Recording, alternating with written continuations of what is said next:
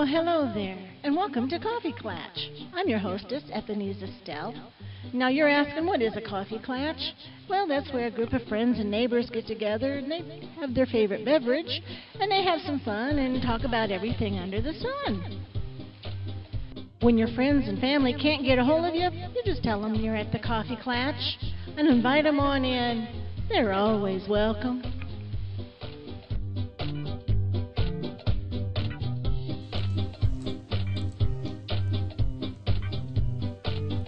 Hello, and welcome to CoffeeKlatsch. I'm your hostess, Ebenezer Estelle, and I hope you are well.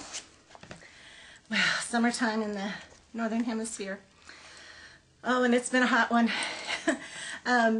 Texas had the dubious honor of nearly breaking, I think it was a 100-year-old record.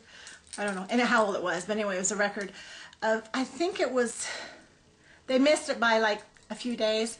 It's like 40 some odd days of over 100-degree temperatures. You know, and it's been that way here as well, only here it's been very humid. Oh, where you walk out and you just can't breathe, and it's just not pretty. You know, and to me, anything over 100 is just extraneous, you know. It's just hot.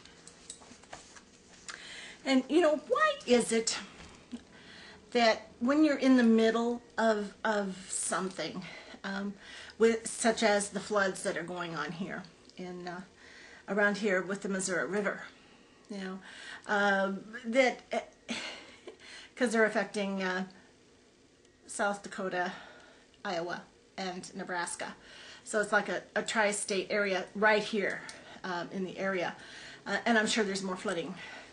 Either way, but you know, when you're in the middle of something, it seems like you're hyper aware, and it seems so much worse than you get caught up in that drama, I guess you'd say, where, you know, because it's on the radio and it's on the television and it's, you know, on the newspaper, and it's always just in your face. You know, you hear people, oh, you know, sandbagging, and you see the centers with all the sand heaped up and the bags there ready for you to fill, and you know, we had even some of the there was a helicopter that came in. Don't ask me what kind, because I don't remember, but anyway, it was from, I think, the National Guard, and they came in and they were lifting the great big sandbags for the levees and stuff to try to stop the water. Well, anyway, so now that's all kind of calmed down. The water is starting to recede. However, I think for some of the trees that were like over half buried all summer long, it's too late. You know, they're already, you can see the leaves are starting to get all funny looking, yellow and funny looking, you know, that they're going to have to be probably cut down because of all they've been standing in water all this time. So it's kind of sad in that regard, because if there's one thing Nebraska needs is more trees. For sure, for sure. And it's funny, because Nebraska is the home of Arbor Day.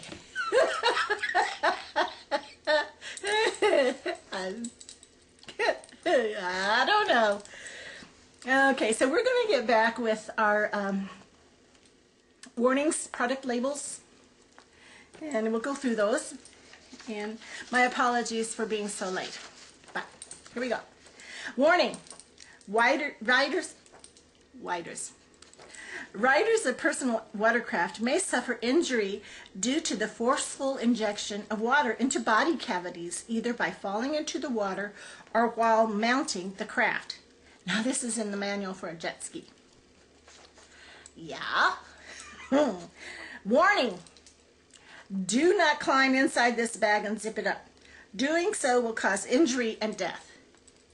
And this is a label inside a protective bag for fragile objects, which measures 15 centimeters by 15 centimeters by 12 centimeters. Okay, yeah, it could cause injury. Do not use as earplugs. This is on a package of silly putty.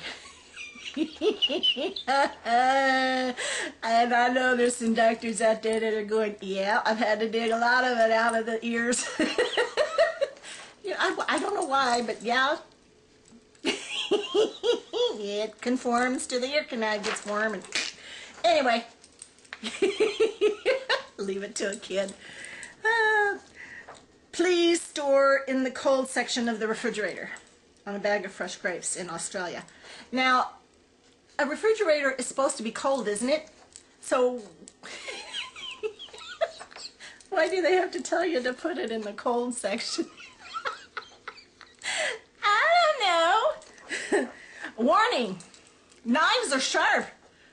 On a package of a sharpening stone. Yeah.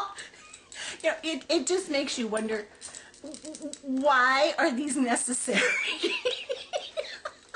It's just like, I don't know. Not for weight control. This is on a pack of breath savers. With your breath, it smells real good. Twist top off with hands. Throw top away. Do not put top in mouth. Now this is on the label of a bottled drink. I don't know. I don't know. My imagination goes wild on that one. I don't know. Theft of this container is a crime. Now this is on a milk crate. Well, yeah, till they started making them separate. Yeah, I can understand why they were stolen, quote unquote. Do not use intimately. This is on a tube of deodorant. Not going there. Not going there. No, no, no, no, no. Warning, has been found to cause cancer in laboratory mice on a package of rat poison. Isn't that the whole purpose of the rat poison? Fragile, do not drop. This is posted on a Boeing 757. And they are finding that too fragile, especially with all the run-ins with other airplanes on the runways. Cannot be made non-poisonous. This is on the back of a can of de-icing windshield fluid. Yeah, it's very, very poisonous. You know, there's always one of them that just brings you right down, you know. So, turning our eyes to the skies. Now, some of these are past, and I apologize. Yeah. Asteroid Vesta is closest to Earth in the first week of the month, dimly visible to the unaided eye, and highest at midnight. Did anybody see it? This is the brightest visit for the next decade. So you gotta wait 10 more years if you missed it. Saturn stands above the moon on the 3rd. It is low at nightfall in the west. Venus is gone, passing behind the sun on the 16th. Jupiter, the sky's brightest current object, improves from magnitude minus 2.4 to minus 2.6. It rises at about midnight on the 1st and at 10 p.m. by the 31st. Mars is still inconspicuous, rising at mid-month at 3 a.m. So it's early riser. Mercury is a faint morning star at the end of the month, but will soon improve. The famous Perseid meteor shower on the 11th through the 13th will be washed out by a nearly full moon, because the full moon is on the 13th, which is at the 14th hour and 57th minute. You know, and I've always wondered, is this what is? I think this is Eastern Standard Time, but I'm not going to swear to that. Okay, the best days to quit smoking, August 14th and 19th. Begin diet to lose weight, August 14th and 19th. You know, it's kind of interesting because you quit smoking and lose weight. Yeah, right. That's good if it works. Cut hair to encourage growth, August 3rd and 4th. Cut hair to discourage growth, August 19th and 20th. To have dental care, August 1st, 2nd, 29th, and 30th. To start projects, August 30th and 31st. To end projects, August 27th and the 2nd. So August is also known as the full sturgeon moon, and the reason for this is that the Native American tribes, pardon me, of the Great Lakes and the Lake Champlain areas found that the fishing, that the sturgeon were most readily caught during the August full moon. Others called it the green corn moon or the grain moon. Now we're going to start a new segment here at CoffeeKlatsch. It's called Eppie's Diary.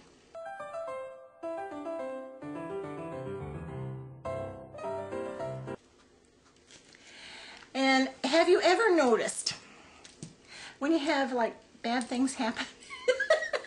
Bad things happen to good people. Yes, we know that. Yes. But the that's very true. This month I have had a busy month. On the very hottest day of the year, we had the air conditioner go out. I'm in here doing housework, and the dogs are in here, and I take them out for do their business and stuff. So you walk outside, and it's like, you know, and as soon as you walk back in, you know, you get this brief, like 2-3 seconds of cool, and then it's like, I'm dying. Well, this continued on the last time that I looked at the thermostat, because I was trying to turn it down, thinking, you know, and it was at 88 degrees. And I thought, this is not good. No.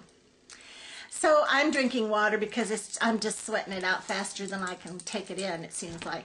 So I'm nearly sick. You know, I'm sweating like a pig. Yes, I know pigs don't sweat. But anyway.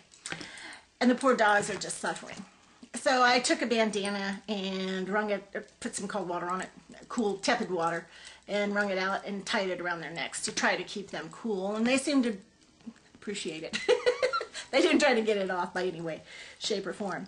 So anyway, so when my husband got home, I said, you know, what are you trying to do, kill the dogs and me both? Why? I said, well, did you turn down the air conditioner? No. I said, well, I've been trying to, you know, get it down to where it's cooler in here. It's 88 degrees last time I looked, and it's not getting no better. It's just too hot in here. So, well, we called it in. Well, by this time, all the stores are closed, and you're not going to get anybody to come out, you know, after hours anyway. So they came out the next day. Thank goodness somebody came out. And I guess this was, you know, and I'm thinking, oh, you know, this is going to be one of probably two things. Either we're going to need Freon in the air conditioning unit, or we are going to need a new air conditioner. So, so the guy comes out, and that was a whole other thing in itself, because our house is numbered weird, and it's like we were the last one numbered, and we were actually on the corner. And I think the reason that they numbered it the last one is because they weren't sure when they built the house whether it was going to face one way or the other way. Anyway, so he's kind of lost, and he's looking around, and it just so happened I stepped out the door, and I saw this truck in the driveway. Sure enough, it was him. So anyway, so he says, yeah, he says, I'm going to go out there. So I showed him where the unit was, and outside, and he walks around there, and he pretty much comes back in and says, well, it's typical that everybody's having the same problem. It's your condensers. And so he proceeded to work on that, and sure enough, he got it cooled down, and I was so very thankful, because I was afraid that I would have to spend another night, because I had spent the night before in the basement, because it was at least cooler until about 5 o'clock in the morning, when all the heat from the upper level had started going down the basement stairs and was starting to get hot in the basement. Yeah, so then at some point during that night, after he fixed the condensers and did whatever he had to do, the electricity went out.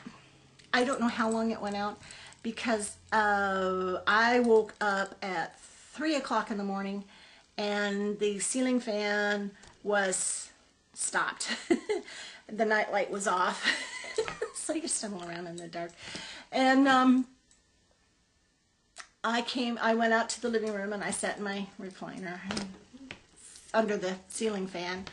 And it wasn't much help, but eventually I dozed off, and about 5 o'clock or so, I don't know, because the reason I know it was 3 o'clock is because I always wake up at 3 o'clock. I don't know why. anyway, so it was at some point. So anyway, so I got up and there's no electricity. So at some point, I'm assuming around 5, it came back on. So I really don't know how long it had been off, because I know it had to be off for a while for the ceiling fan to totally have stopped. So I don't know. But anyway, that came back because I was thinking, oh no, please don't tell me it's a blackout. Oh no, no, no, no, no, no. I'm going to die. Please don't let it be a blackout. So anyway, so it wasn't. It was okay. So I'm thinking they were monkeying around doing something. That's what, I'm sure that's their story and they're sticking to it. So anyway, the next thing that went wrong was on Friday. I kept noticing that the water pressure, every time I turned on the hot water to like do dishes and stuff, there was no hot water. There was no water pressure either. There was no hot water, and the cool water was fine. So that's what led me to think, well, it's a hot water heater. But I didn't think of it at that time. Let me back up. So, and it's just kind of like dribbling out. I'm going, well, what good is this? This ain't no good. You couldn't even take a bath in that. So, I'm going, oh, wonderful. So, again, it was Friday. And so you're not going to get anybody to come out till Monday, because that would be overtime and time and a half and all kinds of wonderful stuff. And I went, no, no, no, no. Not going to happen. Not going to happen.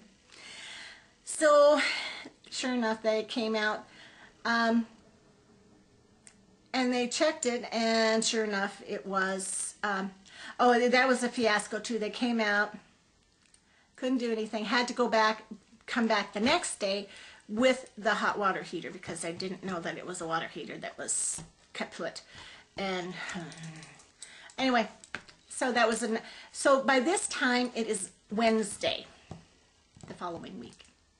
So here it is, nearly a week, close enough for my book, without a shower, no hair washing, just nasty. And any kind of washing you're doing is, I mean, which means you can't really do dishes. You can do laundry. I don't like to do cold water. I like to do warm water, but not cold water. Anyway, so, you know, I'm going, well, this is just charming. And so I had to reschedule a doctor's appointment, but at least they came out and got it in. And then he came up and he said, after he got it in, and he says, this was around 4 o'clock in the afternoon, 3:30, 4 o'clock. And he says, do you have any water pressure when you turned on the hot water? And so he came up and he checked it, and sure enough, no water pressure. He says, well, I think it's your water softener. Okay, he says, but I'm not a water softener guy, so you're... Anyway, it ended up going back to the same company, but a different different guy came out, I guess, that specializes in water softeners. And so I'm thinking, okay, that's going to be another expense.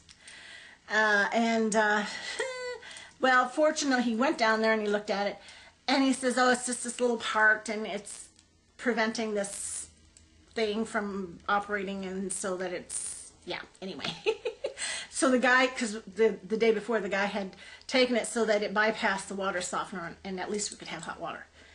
Although it was very hard. Our water's got a whole lot of minerals in it, and it's very minerally, if there is such a word. It's very hard. And so okay, so I was thinking, well, that's good. So he says, well, I don't have one on the truck, so I'm going to have to go back to the office. Well, I'm thinking, okay, I'll give him an hour.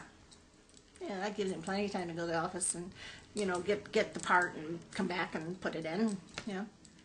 2.5 hours later, he calls and says, I'm very sorry, I got tied up. Okay, what do you say? You know, I was wondering where you was. I was wondering what happened to you, because that was all he said. Yeah. So he came back, and about 20 minutes later, we had water pressure. Salt water and all that, or, you know, water softener and everything. So that was our 3 things, and I'm sure hoping that's done, because I'm tired. So I hope your weeks go better than mine have, and we will see you at the next Coffee Klatsch.